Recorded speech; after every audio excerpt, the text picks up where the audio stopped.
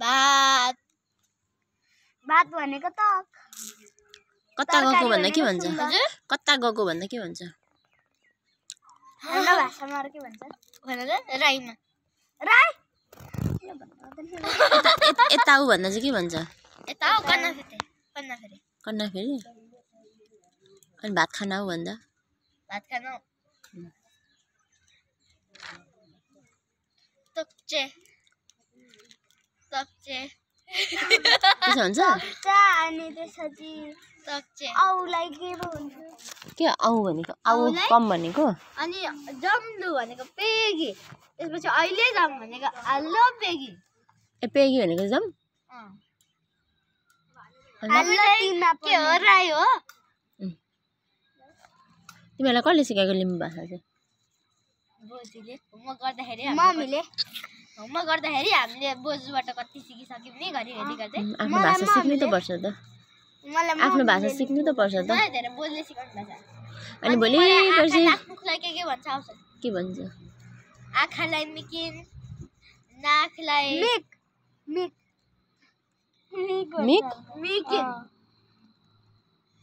निखोमा कानलाई निखोमा भनेको सिगान ह कुनेखमा भनेको सिगान के भन्छ रे सिगानलाई? नेखोमा नेखोमा त्यसपछि मुखलाई मुरान ले कुनेखमा त अनि दाँतलाई हाबोबान जिब्रोलाई लेसोबान नाकलाई नेबोबान टाउकोलाई थेगेकपान हातलाई हुकिन खुट्टालाई यता लागिन सबै आउँदो रहेछ त नि श्रेयालाई त। मलाई त आउँदैन। अब लक्ष्मले पनि सिक्नु। लक्ष्मलाई धेरै आउँछ म भन्दा। मलाई त यस्तोहरू मात्र आउँछ। उलाई त अलिक बडी पार्टहरु मात्र आउँछ? हजुर बडी पार्टहरु मात्र आउँछ? उलाई अलिक धेरै बोल्नु पर्ने हुन्छ नि। लक्ष्मलाई कस्तो आउँछ? त्यस्तै अलिक खोर्सानीहरु भन्न आउँछ। ए भेजिटेबलको नेमहरु? के भन्छ? आलुलाई के भन्छ? मासुलाई के भन्छ? जिब्रो निकाल्यो। मासुलाई? मासु। सा? अनि खोर्सानीलाई? हजुर खोर्सानीलाई? मच्छी। हाम्रो मच्छी हो। अरु के आउँछ? मलाई आको जति पानीलाई चुवा। पानी चुवा। म पनि पानी भन्न लागिरहेको थिएँ। पानी दिनु भन्दा के भन्छ?